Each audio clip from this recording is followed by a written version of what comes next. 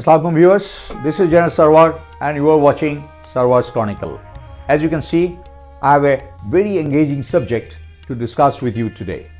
It might be a bit lengthy and complex, but please bear with me as we get started. We have all studied the Indian Rebellion of 1857, right? The Indian Rebellion, launched after a century of contemplation, ultimately failed, leading to another 90 years of British rule. Despite this, it remains a significant aspect of Indian history, studied and remembered even today. It reminds us of the unprecedented nature of revolts, where some succeed and many do not. The rebellion of East Bengal Regiment not only succeeded, but also shaped the outcome of the entire war. Sadly, I haven't seen it as part of any academic studies or career curriculum with some distinction. After more than 5 decades, we still question, were the freedom fighters effective? Were their efforts sufficient? Could they have achieved the freedom on their own?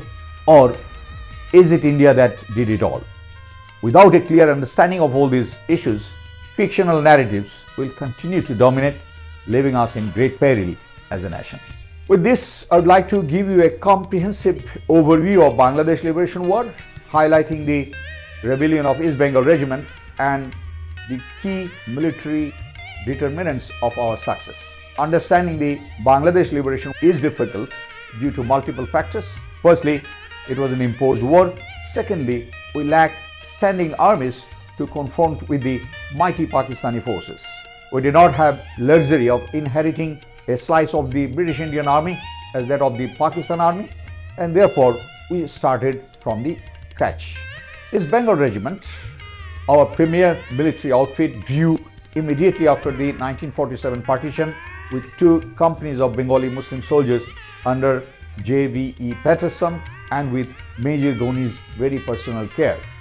In 1971, we had a total of 8 East Bengal regiments, of which 5 were deployed in East Pakistan. 1st Bengal was located in Jashore, 2nd Bengal in Jadavpur, 3rd Bengal in Saidpur, 4 East Bengal Regiment in Kumilla and 8 East Bengal Regiment in Sholoshohor, Chittagong. All efforts were made to split these battalions before Operation Searchlight, so as to prevent them from organizing a coordinated resistance. Despite this, each battalion did extremely well as they united to defend themselves while taking on the enemies. In Dhaka, the Operation Searchlight began approximately midnight 26th March when 3 Pakistani battalions rolled out of Dhaka cantonment into the streets towards the city in the south. Small barricades, fallen trees and protesters hindered the movement though, but were instantly shot to clear the passage. They rapidly subdued the capital, killing hundreds of people in Dhaka University, Jagannath Hall, Rokeya Hall, Pilkhana, Rajarbagh Police Line, Old Dhaka, Shakharipatti, Romna Kalibari and elsewhere. In Jadavpur, because of mistrust, the nationalist Bengali commanding officer of 2nd East Bengal Regiment, Lieutenant Colonel Masood Hossain, was replaced by pro-Pakistani Lieutenant Colonel Rakib. Understanding the ploy, Major K.M. Shafiullah, he took control of the battalion. Led by Shafiullah, 2nd East Bengal cleared Jadavpur of the Pakistani forces, pushing them out of Rajendrapur, Gazipur, Tangail before organizing in Mymensingh and advancing towards Brahmanbaria. In Jashore, during the critical hours, the Lieutenant Colonel Jalil, the Bengali commanding officer of 1st East Bengal Regiment, hesitated to take decision, concerned for his family's safety residing in the cantonment. So, Captain Hafiz, he had to take the lead when Lieutenant Anwar followed him. When extricating from the cantonment, they faced a fierce attack resulting in death of Lieutenant Anwar and many others. The graveyard of 1st East Bengal soldiers on the bank of Manoharpur Lake on the western side of Jashore cantonment bears the burden of that dreadful legacy. However, 1st East Bengal collaborated with Major Osman's 4 APR battalion from Chuadanga and fiercely fought in the southwestern region before entering in India. In Saidpur, Brigade Major Amzad of 23 Brigade knew the entire plan of Operation Searchlight, inflicted heavy loss on 3 East Bengal Regiment due to his anti-Bengali mindset. A senior officer was badly needed to lead the unit. Unfortunately, Lieutenant Colonel H.M.S. Shah, who was on vacation then, choose to leave for Pakistan, neglecting his duty as a Bengali.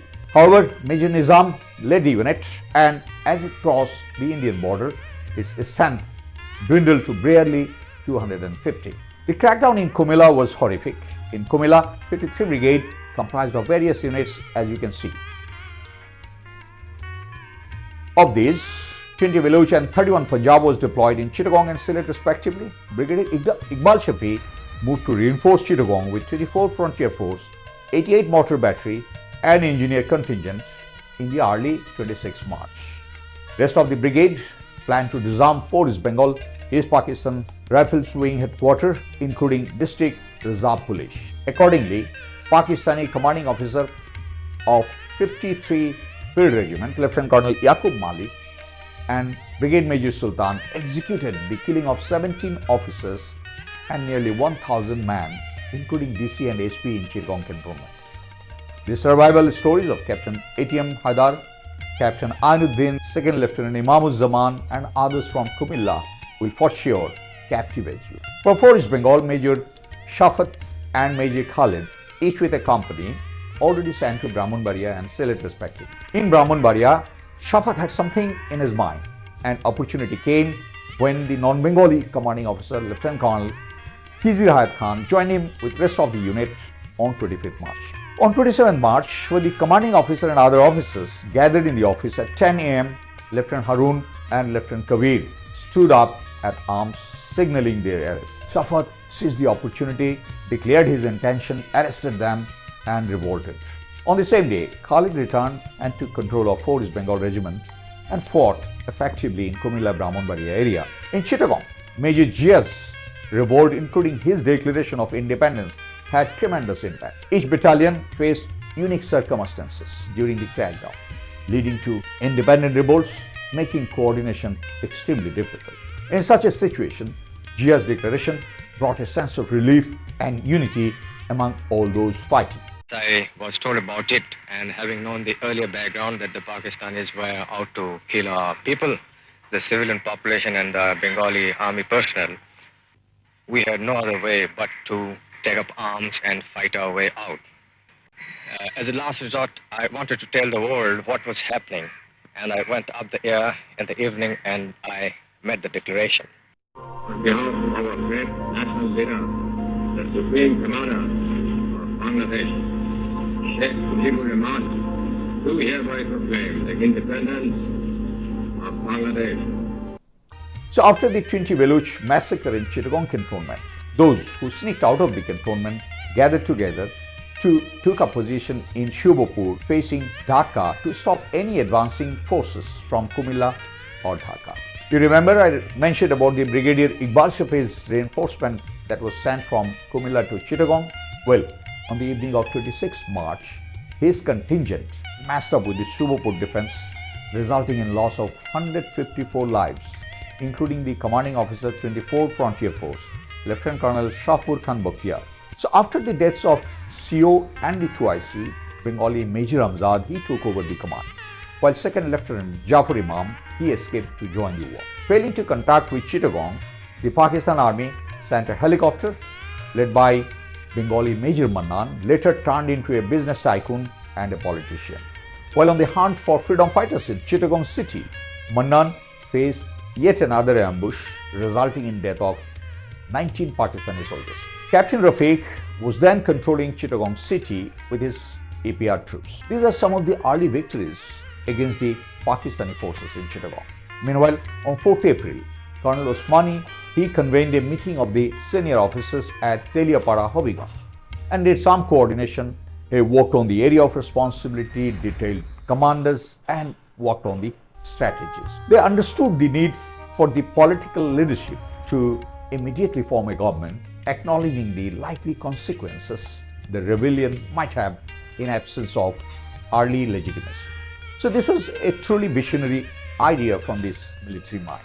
Moving on, between late April and mid-May, most of the revealing battalions, they crossed over to Indian border.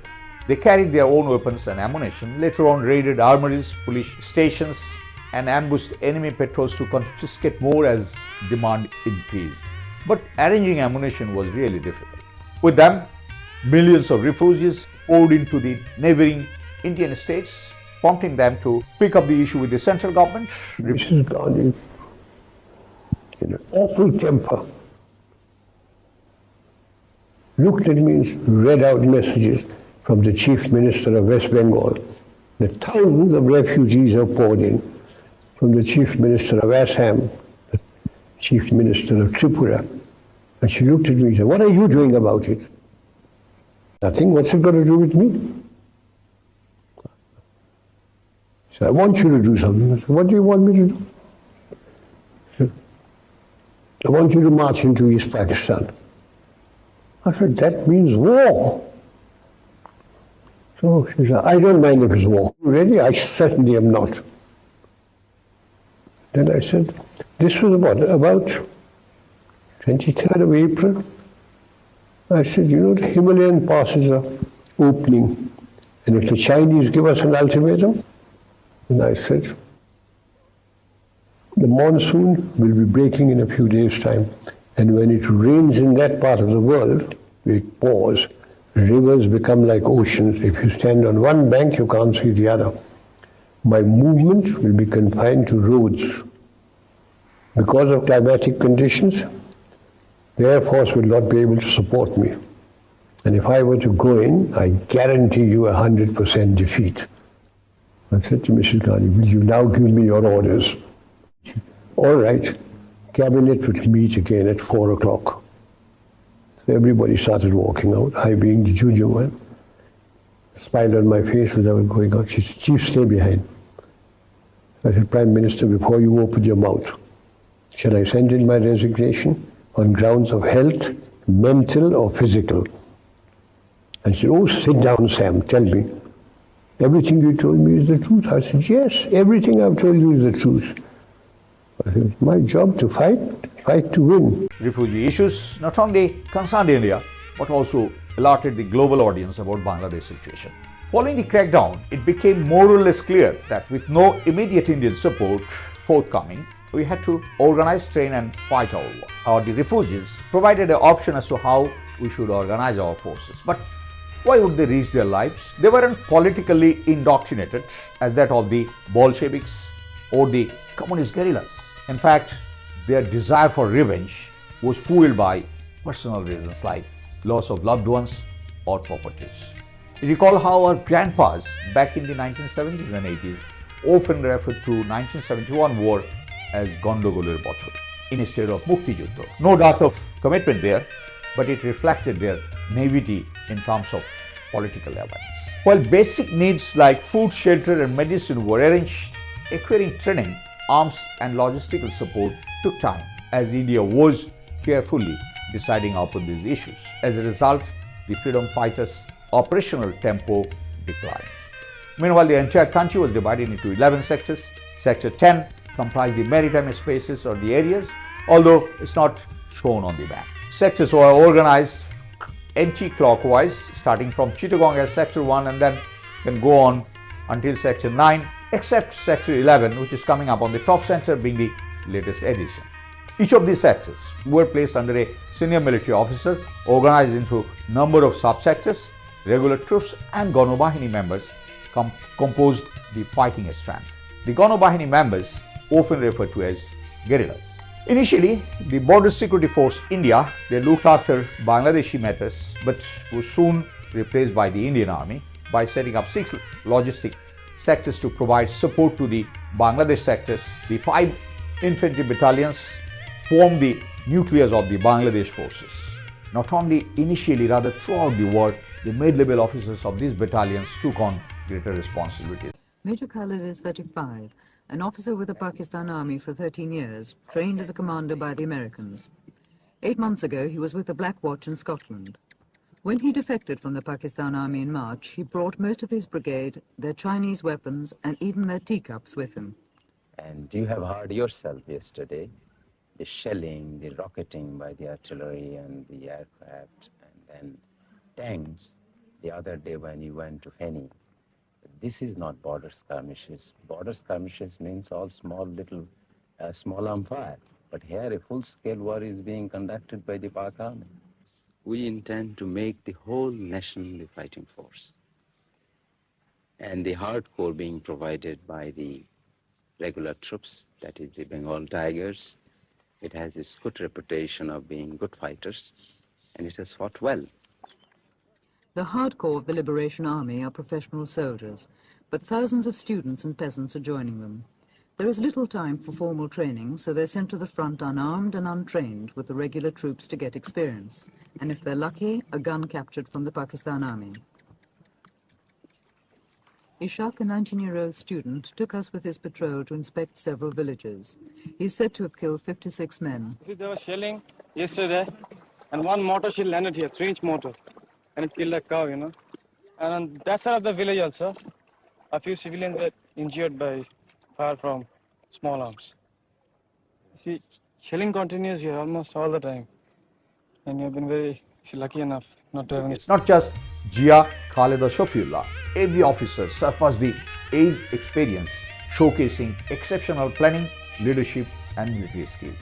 These young men epitomized boundless spirit and unfathomable patriotism. It was time to organize a force of right size and type. To defeat the Pakistan Army with 5 divisions in a conventional war, minimum 15 divisions were needed, which wasn't possible considering the time, urgency and the financial constraints. However, a hybrid concept was put in place combining conventional and unconventional forces under the name of Mukti Bahini, changing from Mukti Force.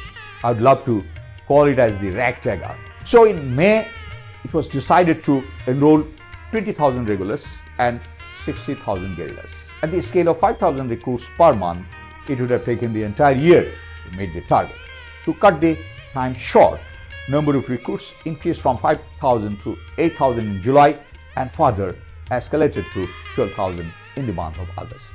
Correspondingly, the number of youth training center surged from 30 in May to 40 in August, ultimately picking up at 110 plus minus by the end of the year. These guerrillas were trained in fieldcraft, raid and ambushes, demolitions, then weapon handling and also use of OLSET.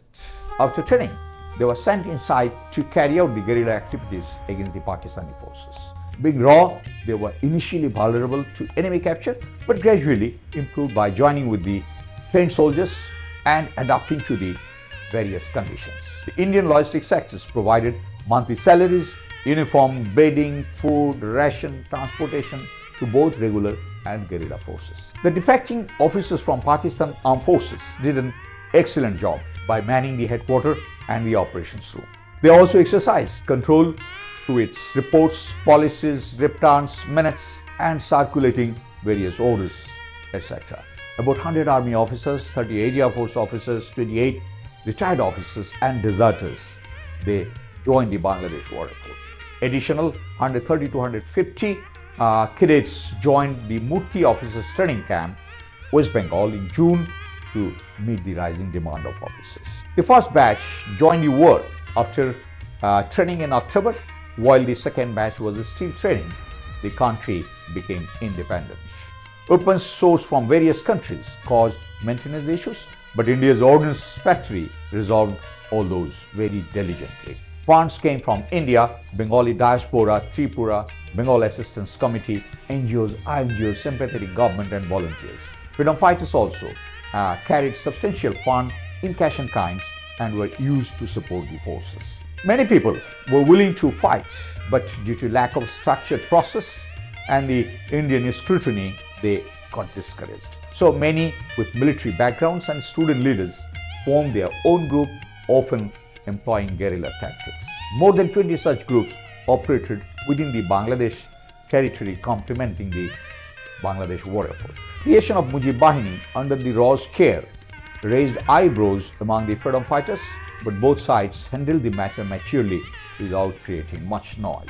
In July 1971, crack platoon led by ATM Haider and conceived by Khalid Musharraf began to operate in Dhaka city, paralyzing the Pakistanis' activities between July to September. They killed around 8 Pakistani army officers, 31 soldiers, and even the former Governor Monem Khan for being their sympathizers. Regular forces are also necessary for holding the ground after complete annihilation of the enemy. and perhaps that is the reason that guerrilla warfare they continue for such a long time, because it's always very time consuming to develop the regular forces. Accordingly, appreciating the need, Bangladesh, they set up 3 brigades as Jet Force, S Force and K Force, as you all know them. In addition to existing 5, another 3 battalions were raised, namely 9, 10, 11 is Bengal Regiment during the brigade raising. The regular or the conventional forces, they operate differently than the guerrillas. They follow traditional tactics, follow identification protocol and Geneva Convention. Their performance varied, but facing the enemy conventionally elevated them to a different level. You must have heard about the Battle of Kamalpur conducted by Jet Force. Due to well-entrenched enemy and adverse weather condition, the attack on Kamalpur resulted in heavy casualties, including death of Captain Salahuddin Mumtaz. Concerned by the losses, Colonel Usmani conveyed his worries to Colonel Jia by writing him confidentially. Despite huge setback, it emboldened them to confront the enemy head-on and later defeating them in the same place on 4th December with Indian assistance. The idea of establishing a naval wing was fueled by a small group of sailors defecting from Tolu in France while undergoing submarine training sent by the Pakistan Navy. They showed deep patriotism, traveling from France to Bombay to Delhi before setting up the training camp near Bhagirathi River in Murshidabad, West Bengal. On completion of training in July, they formed 4 task forces and successfully executed operations in the ports of Chittagong, Chalna, Naranganj, Chatpur in mid-August. Recognizing their potentials, India provided tugboats Padda and Polas, which were converted into gunboats, forming the core of Bangladesh Naval Wing on 30th October 1971. Our flyers have always been the backbone of Pakistan Air Force, demonstrating immense courage in past conflict, be it 1965 Indo-Pak War or Arab-Israel War of 1973. Notably, Group Captain Saiful Azam and his Commodore M.M. Alam are legendary names in the aviation history of Pakistan Air Force. Given this legacy, their only motivation was to capitalize on the Pakistan Air Force inability to conduct night flying. After some hesitation, India provided us 1 Otter, 1 LUT helicopter and 1 DC-3 Dakota plane to set up the air wing. Training started on 8th October 1971 in Dimapur Airfield, Nagaland, under the Kilo flight led by Squadron Sultan Mahmud, and they carried out some successful operations. So after the Pakistani preemptive air strike on Indian airfield on 3rd December, India found a justification for physical intervention in Bangladesh. Bangladesh spans roughly 820 km by 600 km area. Strategically, land intervention could come from all directions except the south, advancing 200 to 400 km to reach Dhaka, the center of gravity.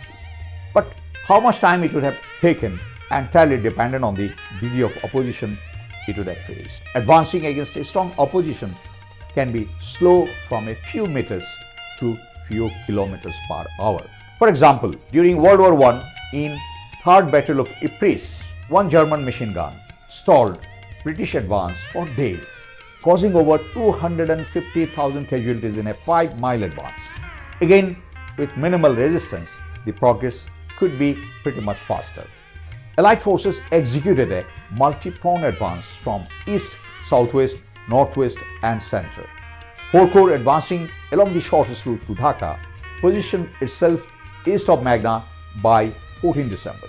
2 Corps advancing from southwest after capturing Joshoy, Khulna and Jinaida poised on the western side of Magna by 15 December. 33 Corps operating from the northwest swiftly seized Rangpur and Bogura by 13 December. 101 Communication Zone advanced along the center due to lack of obstacles and conducted link-up operation in Tangail, which facilitated their advance to reach Dhaka by morning 16 December. But what remains unknown is how the Bangladeshi guerrilla fighters spearheaded all the major offensive.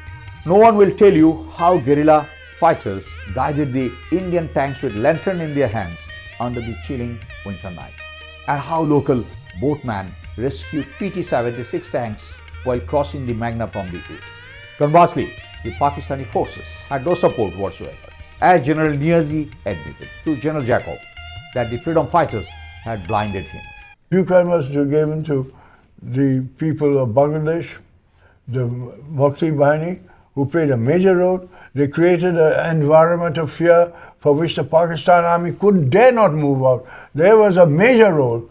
Also the East Bengal battalions and the Indian army all worked together, shoulder to shoulder. Combination of intelligence and local support enabled the Allied forces to advance swiftly, bypassing strong points to reach Dhaka. Popular support. Bangabandhu Sheikh Mujibur Rahman's call for Bengali autonomy stirred up conflict. It sparked a fire of defiance among the nationalist soldiers of Pakistan Armed Forces, which rarely takes place. But it did in our case, bringing everyone together for the war and achieving success. Rebellion of the East Bengal regiments. Soldiers have historically shaped the nations through the various rebellions and uprisings. Figures like George Washington, Netaji Subhash Bose's Indian National Army, and the French National Guard, and Che Guevara's, they played pivotal role in the independence of their countries. Similarly, the East Bengal regiments, they became symbol of resistance in 1971. Without their bravery, none would have risked lives and the beacons of hope would have dimmed. The Teliapara summit, driven by the military initiative amidst uncertainty, deserves immense credit. In the absence of clear orders, such efforts proved vital in consolidating past achievements, focusing on the future plans. The meeting facilitated the setting up of a government in exile, which in turn legitimized all actions undertaken since rebellion of post-26 March. After early setbacks, freedom fighters found refuge across the Indian border, allowing them to regroup before returning to battle. This sanctuary and support were crucial for sustaining their strength, as seen in the rebellions like Indian Mutiny of 1857 and Hungarian Revolution of 1956, underscoring the significance of such support. This was a great gesture from the neighboring country. Political and military leadership collaborated to achieve a common goal. Navigating uncertainty alongside Colonel Usmani and other officers coming from a structured culture with many constraints was a challenging task, and we need to give full credit to Prime Minister Tajuddin Ahmed for that. Furthermore, our field commanders, often in their 30s, bravely fought against the Pakistani generals who had over 3 decades of experience. You foreigners especially, you have been hearing a lot of news and propaganda by the Pakistan radio that it's just a border skirmish. But yesterday you have seen, you went with myself and you saw this 5mm howitzer, 25 pounder and 120mm mortars. They are all landing. In border skirmish you don't have that. And probably with that telescopic lens you might have seen some Pakistani troops also. Their bunkers deployed. And we are fighting irregular warfare. How can you call it a border skirmish? And I wish you go back and you explain to people this is a full-fledged war. And we are just holding in this base and we go and we play hell into them. I go inside, right inside, I go behind them, I go on their side, I go anywhere I feel like. I kill them. Captain, it's now 3 months since the fighting started. Yes. You've been existing on the ammunition and the weapons you brought out with you. How much longer can this continue? Well, it will continue as long as we have the resources and as long as we carry on capturing the ammunition. And of course we expect that some country will come to our aid. At least you have come, you have seen how the fighting is going on. And if somebody comes to our aid, only thing that we need is arms and ammunition. Arms we have to maintain them, but we need some heavy weapons and ammunition. If that is the thing we get, then there is no problem, we can continue fighting. And if we don't get anything at all, well, you know the condition, what is happening in Sudan. They don't have any arms and ammunition, they are fighting. They're fighting with sticks, they are adopting different tactics. So that's what we are going to do. But Captain, about you personally, what about your family?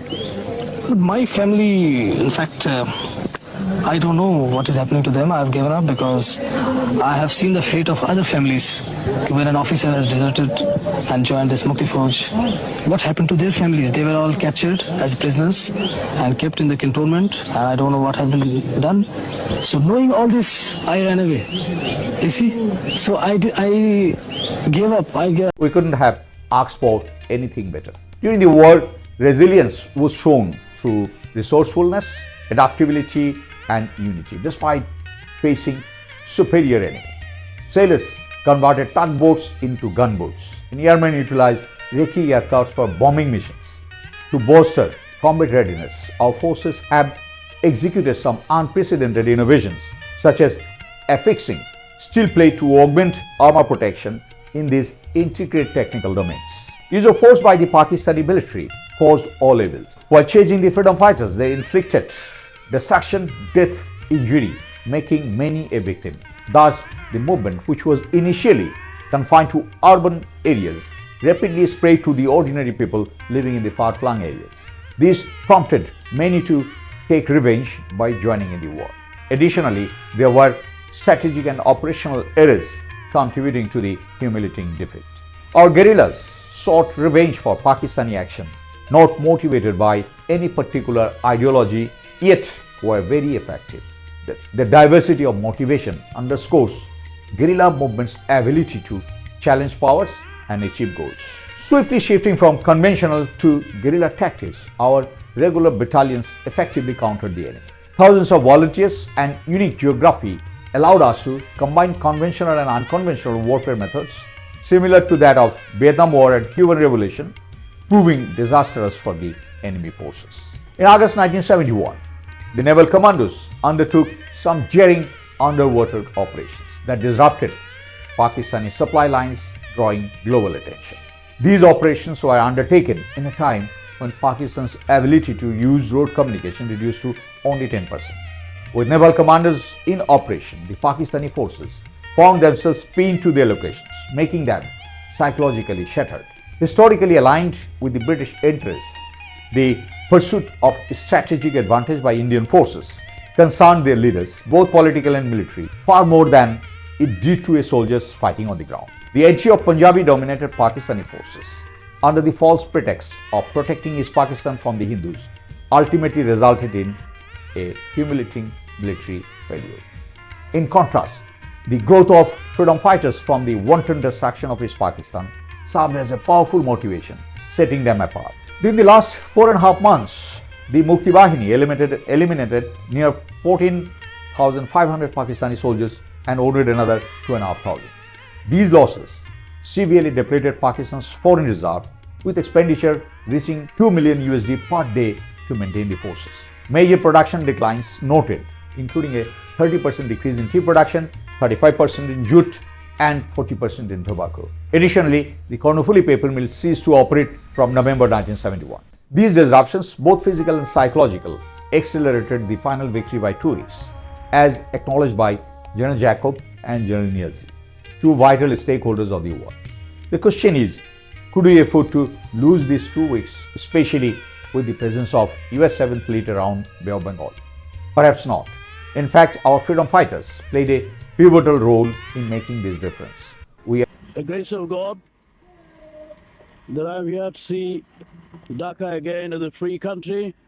I left on the 29th as a fugitive, assisted by a first cousin of mine, M.R. Usmani, then Deputy Secretary of the Home Department, and another cousin of mine called Salahuddin. 2 young men got me out of the clutches of the murderers' gangs on the 29th morning. And they asked me that I must get out quickly and out of the borders to be able to be of any service to the country.